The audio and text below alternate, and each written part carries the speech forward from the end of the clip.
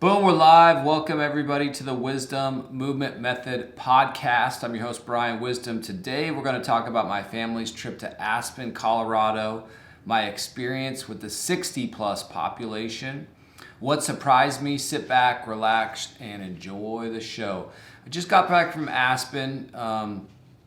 Not a place I would typically go because it's so far away from everything, really. It's about 4.5 hours away from Denver Airport, and flying into Denver. Some people fly to Aspen, but because of the weather, and we saw this, we had about 10, 12 inches of snow. The airport will shut down, and people can't get in and out. So we literally drove out to Aspen. I went with my family, my wife, my kids, and we were going for my wife's brother's wedding. He wanted to get married at the top of Aspen Mountain at 11,120 feet, literally on the ski slope, on the groomed snow. It was like an episode of The Bachelor. He literally got married right there on the snow, in the cold, and then we did the reception inside. It was a spectacular wedding. What I want to talk about, though, is I got a chance to snowboard for 2 days, and it was a great experience getting up there, and talk to you a little bit about what I saw, which impressed me in that 50, 60, 70, and honestly 80 plus year old population up there. So I got to the mountain. First day I was there, the season is kind of winding down. It's April, and it was at the very end of March at the time, and season's winding down. So there weren't many people to help in terms of directions of where to go. I've never been to Aspen, don't know. Each mountain's got their own kind of idiosyncrasies and ways things, flow and go. So my plan was to get there really early. I got up dawn patrol and then headed down to the mountain. Got there, around 7:15 in the morning. I got to the mountain itself, to Aspen Mountain. And there was really nobody there initially except for one guy that was standing in the snow. And I kind of walked up to him and said, hey, is there a way to get up on the mountain on the earliest gondolas? Is there a way to get up the mountain sooner? And he's very nice, gave me a couple tips. And thinking back, I didn't ask him his age, but I would say he was probably, if I had to say a specific number, he was probably about 82, 83 years old. Could have been pushing 84, 85. Could he have been as young as 79? Yes. But thinking back on it, what really surprised me is he was wearing trail shoes. It's 7:15, and he basically told me that the lifts don't really start running until 9. I heard different stories. Some earlier, you could get on an early gondola lift as early as 8:15, but talked to this guy. He said basically they start running 8:45 are the first public kind of traditional lifts that go up, and then 9 o'clock it officially opens. So it's 7:15 at the time. This guy's got trail shoes, he's got ski poles. Let's just say he's 83 years old. Very nice, speaks to me. We talk for a minute, and then he turns around and he just starts walking up the mountain. Now, mind you, our base is about 8,000 and change. And he just starts going up the mountain. And, this guy, if he's living in, the southeast where I am, people would be scared, if you saw him like, oh, should you be walking, worried about this guy falling because of his age. No, this guy is literally by himself. I don't necessarily recommend that, but he's by himself. He's got ski poles. He's got trail shoes, and he is walking at 8,000 feet, and he's going up. Now, he walked so far, I didn't know what he was doing. He walked so far, I couldn't see him anymore. Like, he literally was gone. So he may have walked to the top and then taken the gondola back down, which would have been a long, long walk. I don't know how far he went, but what impressed me is this guy is getting up early.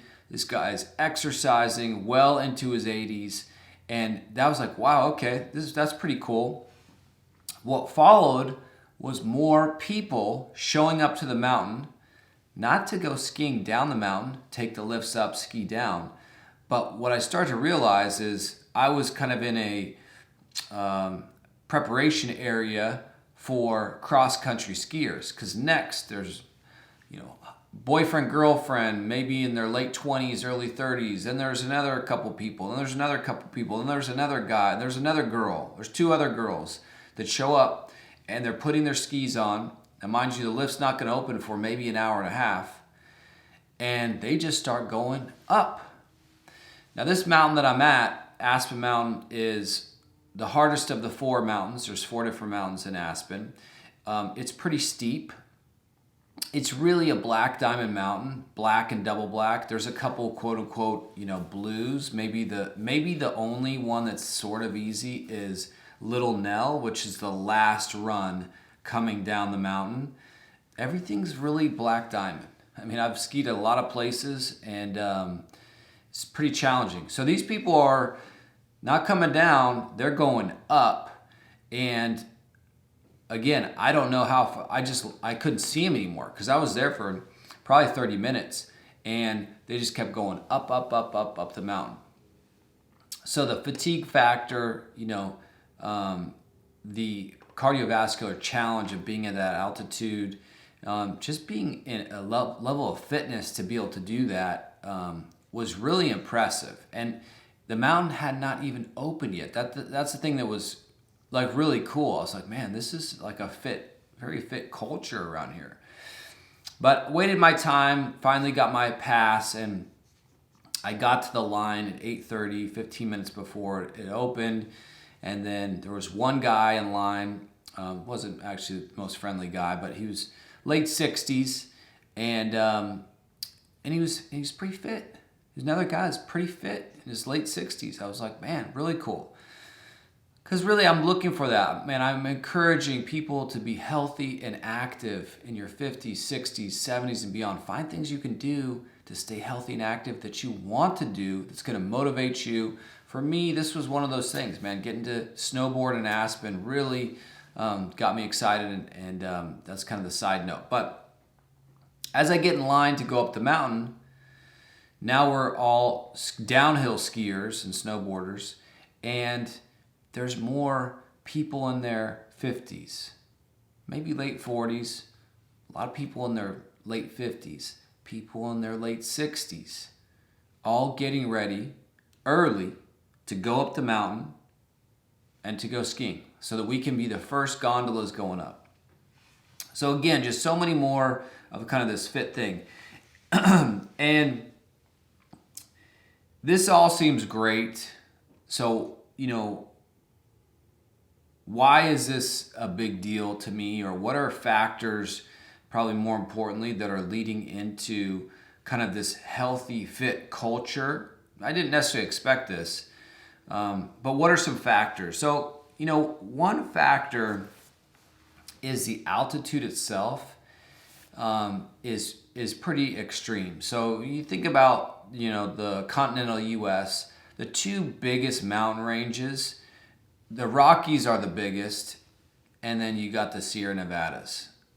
Those two mountain ranges, both of them are pretty high in terms of altitude and pretty challenging. So Aspen Mountain, it starts at 8,000 feet and change, and I'm in the southeast. That's higher, well higher than any mountain we have here. Our highest mountain is about 6,600 feet, Mount Mitchell, and 8,000 feet is just average. Like, that's nothing fancy in Colorado. When we drove in, we hit 8,000 feet. I tracked my altimeter, so I literally got my watch here and I was tracking how high when we were going through the pass, getting past Vail. We passed 8,000 feet, we passed 9,000 feet, we hit 10,000 feet, and we actually hit 11,000 feet on the drive in. Just the drive in. But Aspen is so far from, even at Vail, at 4 hours from the airport, 2 hours from Vail. And the top of the mountain is 11,000 feet. Snowmass, which is another mountain in Aspen, the top of that one is 12,000 feet. So that is a big time factor, that people's bodies, just to be able to sleep at 8,000 feet, you are healthier. And if you're cardiovascular, pulmonary, cardio compromised, and your body has an issue with altitude, you're not going to Aspen. You're probably not going to Vail or even Denver at 5,280 feet. You're probably not going to those higher altitudes. But going to those higher altitudes, if you can, it tends to make you more healthy because you're actually challenging your cardiovascular system at higher altitudes, and that's why boxers tend to train. Some boxers will train at high altitude. But the altitude is a factor for sure. The other thing that I think especially plays into this 50, 60, 70 population is balance. I mean, the snow, ice, slick, falling is a real thing. That was day one for us. Day two was tons of snow. So snow over ice. So we had, let's say, we'll call it 10 inches cumulatively because it snowed for 24 hours straight. The place was covered in snow. So you walking down the street requires really good balance, proprioception, requires an ability for you to have body control, or A, you're not going to go out in it, but B, it snows a lot up there. So your body, you have to acclimate not only to altitude, but also to the terrain and the conditions. So that's the second thing. And then the third piece is especially Aspen Mountain, which I didn't, I sort of realized, but realized afterwards, is it's the hardest of the four mountains. The level of difficulty is Black Diamond and Double Black Diamond. So it's such a hard mountain that realistically, like those of you that are listening want to go to Aspen, don't ski Aspen Mountain first. Ski that one. And actually, they'll kick you off the mountain if you're not, a pretty good skier, a pretty good snowboarder. They'll literally send you to another mountain. They'll send you to Snowmass, which is their kind of massive mountain, and it's got all levels, but it's also got, supposedly it's got a lot of easy runs to help that beginner person. And so the mountain is really challenging, and I think all those factors play into a really healthy, active culture in Aspen that isn't 2030. And maybe because it's an expensive place and affluence and that sort of thing, that maybe it plays into a little bit older population too. I'm not sure. That's probably a factor. But again, it was really cool to see people getting after it, doing what they love, staying healthy, staying active, and it wasn't just downhill skiing. I mean, I think those cross-country people, I'm pretty sure that's free. You can just go up the mountain. You don't even need a lift ticket, because you need a lift ticket to take you up. You don't need a lift ticket to come down. So you could cross-country ski up and then ski down for free. So I don't even think, it's not even really a money thing. But really cool to see that, the health, the activity. And my conclusions are that environments can challenge us and can create a training effect. And I'll probably talk about this in a subsequent, in a podcast in the future. There's a guy named Nims that climbed 14 of our highest peaks in the world in a crazy amount of time. I won't even tell you the punchline, but he was able to do that using local indigenous people. And because there's a training effect. Your body, if you grow up in high altitude, your cardiovascular system becomes really strong and really able to deal with different challenges. Your resting heart rate tends to drop. You're able to pump more blood per beat. Look, this stuff is critical. So I know we talk a lot about strength training and biomechanics, but this is kind of a cardiovascular podcast episode. and I got to see firsthand, the effects, the training effects, and how a challenging environment can essentially make it creates healthier people. I think there's a level of, it challenges you, and if you can work in the environment, you can benefit from that challenging environment. Rather than potentially stay inside. Okay, I'm not going to go outside. I'm not going to walk outside. I'm not going to do anything. I'm going to stay in. I'm going to watch Netflix and watch Hulu and watch Disney and blah, blah, blah, and ESPN. No, but actually, these people are going outside and doing those things and benefiting from a healthier, active life. So really cool experience.